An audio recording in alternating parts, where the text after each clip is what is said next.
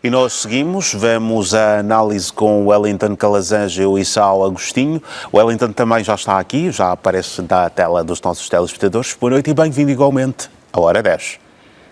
Boa noite, Dorival do Aleixo, boa noite, Issao Agostinho, e a você assistindo a Hora 10. É sempre bom estar aqui. Certo. Vamos então hoje olhar para as notas da atualidade. Estão avançados os 4 assuntos que vão estar sobre a mesa aqui na nossa conversa de hoje. E vamos começar exatamente pela Hungria e a Ucrânia, que tentam normalizar as suas relações.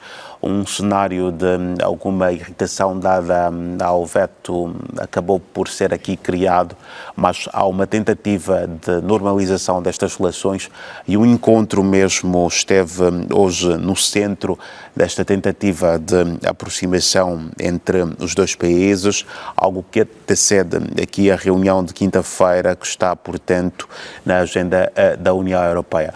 Wellington, ficam já aqui também, digamos assim, nas entrelinhas, algumas daquelas que serão as abordagens deste Conselho Europeu à volta daquilo que serão as posições que serão tomadas aqui à volta deste assunto. Pois não? Concordo, Dorivaldo, porque o mais interessante desse encontro ficou parecendo um encontro de rotina, que foi essa questão dos idiomas. Obviamente que, por serem países próximos, eles precisam ter uma boa relação e a questão do idioma é de fundamental importância. Mas o que não foi abordado nessa reunião, por ser um tema multilateral, que envolve diretamente a União Europeia, é o grande assunto que definirá, inclusive, o que foi conversado hoje. Por quê? Porque sem esse apoio financeiro que a Hungria promete barrar a partir da União Europeia, destinado à Ucrânia, que são 50 bilhões de euros, né? Em Angola falamos 1.000 milhões de euros, a Ucrânia não terá como fazer frente aos desafios de enfrentar a Rússia no campo de batalha. Dito isso, Dorivaldo, todos os acordos que foram aqui, muito bem detalhados pelo colega Issao, sobre a questão de idioma, sobre outras questões relativas às relações diplomáticas e políticas entre os países, né, notadamente Hungria e Ucrânia, tudo isso passa a não ter valor caso a Ucrânia não receba este apoio financeiro. E este apoio financeiro está vinculado também à aprovação da Hungria, porque é um país que já disse que não acredita que enviar dinheiro e apoio para a Ucrânia irá reverter a situação que já está dentro da análise dos húngaros consolidada. Por isso, Dorivaldo, temos aí algo que somente a quinta-feira irá nos responder. E eu, com a minha tranquilidade de observador distante, na segunda-feira certamente terei algum argumento novo para trazer para o nosso público. Certo. Vamos então esperar até quinta-feira para que possamos ter mais assunto de conversa à volta deste tema.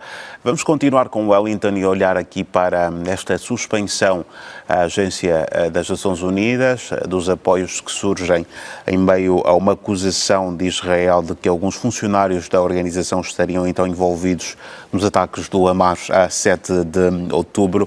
Cerca de 10 países já suspenderam o apoio à Agência das Nações Unidas para assistência aos refugiados da Palestina. Dorivaldo, eu vejo isso com muita preocupação. Eu vejo isso, lamentavelmente, como uma retaliação pelo simples fato da África do Sul ter entrado na Corte Internacional de Justiça pedindo um julgamento de genocídio da parte de Israel. Os europeus, em especial, e os norte-americanos agora, tentam, com essa quase fake news, não é? De apoio de quadros que estariam ligados às Nações Unidas, através de um dos seus organismos, no episódio do dia 7 de outubro, quando todos já sabem, é público, imagens de satélite estão aí, especialistas já definiram que grande parte das mortes do dia 7 de outubro foram praticadas pelo lado de Israel. Então, criaram aí um desvio de foco para não debater o genocídio de Israel na Palestina. Enquanto isso, o povo da Palestina continua morrendo com a cumplicidade dos ditos civilizados ocidentais. É uma vergonha, porque estão agora matando de fome, suprimindo qualquer possibilidade de ajuda humanitária a pessoas deslocadas de maneira completamente fora de qualquer aceitação legal do ponto de vista humanitário. Por isso, é uma vergonha o que estamos comentando aqui, porque não é algo que poderia ser respeitado pelas outras nações. Estamos falando de mais de 1.800.000 pessoas e que estão sendo praticamente condenadas à morte com este boicote cínico desses mesmos líderes que fizeram fila para visitar Israel nos primeiros dias após o dia 7 de outubro do ano passado, dando tempo para que Israel se equipasse e destruísse toda a Palestina, matando civis e crianças, em especial mulheres e crianças. Então, Dorivaldo, o que estamos comentando aqui é um lobby da imprensa que é pró-Israel. Isso que estão comentando é uma mentira. E se fosse verdade, não seria o apoio de 1 ou 2 quadros ligados às Nações Unidas que poderia justificar um massacre e uma omissão de ajuda humanitária, de suprimento e outras coisas. Isso tudo é absurdo, Dorivaldo, o que estamos comentando. Portanto, o que estão fazendo? Estão evitando agora tiros e estão matando de fome. Estão negando ajuda humanitária. É essa a verdade que se coloca nesse episódio vergonhoso da nossa história, e eu, assim, como pessoa da comunicação, não poderia me privar de me distanciar, não é, desse tipo de hipocrisia. Vamos então olhar para o terceiro assunto desta noite, e é para a Polónia que vamos estender o nosso olhar analítico. Wellington, na Polónia há, portanto, uma acusação do Partido Lei e Justiça à volta das reformas contra aquilo que descreve como sendo uma tentativa por parte do novo Ministro da Justiça de assumir o controle da instituição pela força. E eu lhe perguntava aqui se houve, de facto, na sua opinião, este golpe de Estado à Procuradoria-Geral, como está a ser aqui acusado o governo de Tusk, ou se estamos diante de reformas necessárias para a despolitização e restabelecimento do bom funcionamento das instituições, como o Ministro da Justiça levanta aqui em defesa. Dorivaldo, antes de responder diretamente a sua pergunta, que é muito pertinente e oportuna, eu gostaria de resgatar aqui que o ano passado, quando houve a eleição na Polônia, né, eu tinha falado aqui, o colega Sal foi mais otimista do que eu, ele acreditava de que o ambiente poderia encontrar uma normalidade. E eu fiz um prenúncio de que iria haver essa crise, porque ela estava desenhada. A situação da Polônia, política, ela é crítica. E eu temo bastante, inclusive, que fenômenos de violência entre políticos e simpatizantes passem a ocorrer nos próximos dias, se esse nível de hostilidade entre os representantes da população, da sociedade na política, continuarem com esta queda de braço que estamos testemunhando. A questão que se coloca hoje, você faz uma pergunta muito inteligente, que é voltada para a questão da Procuradoria da República, que é acusada pelo Partido Lei e Justiça, que protestou, né, inclusive em frente à Procuradoria Nacional da Polônia, de que havia uma tentativa de golpe por esta via para modificar todas as questões legais do país e assim dar mais poder o eleito, ou vamos chamar assim, a quem conseguiu formar maioria, né, diante dessa confusão que é a eleição na Polônia, ela tem procedência, mas também não pode ser negado que havia sim um aparelhamento. Então, há um aparelhamento, há necessidade da reforma, mas a necessidade da reforma, ela rompe com diversas outras estruturas que já estão enraigadas. na questão burocrática polonesa. Para além disso, Dorivaldo, tem a questão da comunicação social, com fechamento de redes de televisão, e isso tudo cria um ambiente de disputa que é quase que belicista, né? Por isso, o meu medo de que, quando eu falo medo, eu falo que eu não quero que aconteça, né? Não que esteja aqui com medo de pessoal, né? Mas, assim, eu rejeitaria que viesse a ser registrado aqui um episódio de violência direta entre políticos e simpatizantes destes partidos envolvidos em toda esta celeuma.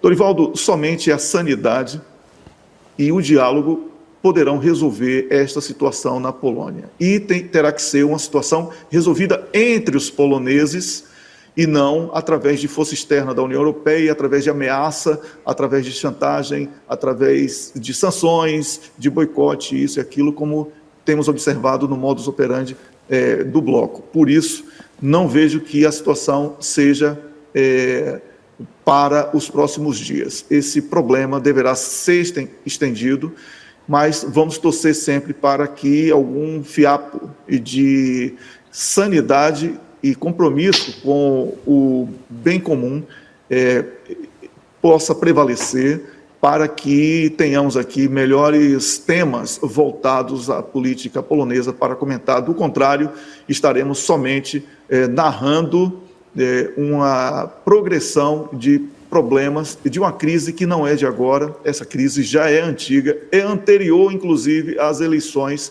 do ano passado, Dorival.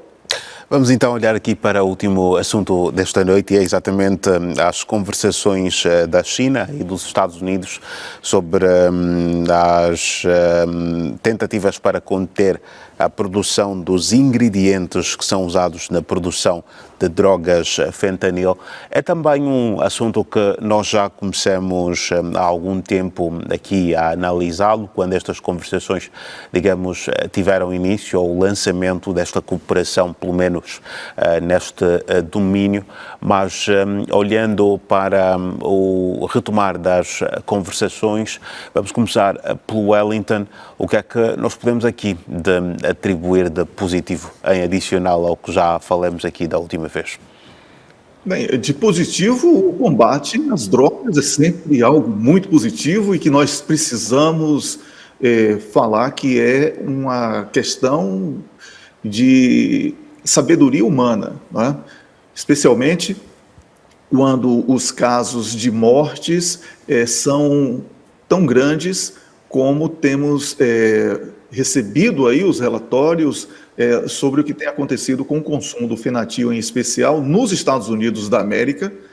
E é importante aqui que esta situação, que já chegou primeiramente num nível de acusação direta por parte de algumas autoridades incendiárias nos Estados Unidos da América, culpando diretamente a China, e a China, desde 2019, vinha sofrendo a acusação de que era cúmplice desse tipo de situação e agente facilitador para a entrada do fentanil nos Estados Unidos da América, mas a China já declinava, anunciando que todas as variantes do fentanil eram tratadas como substâncias controladas.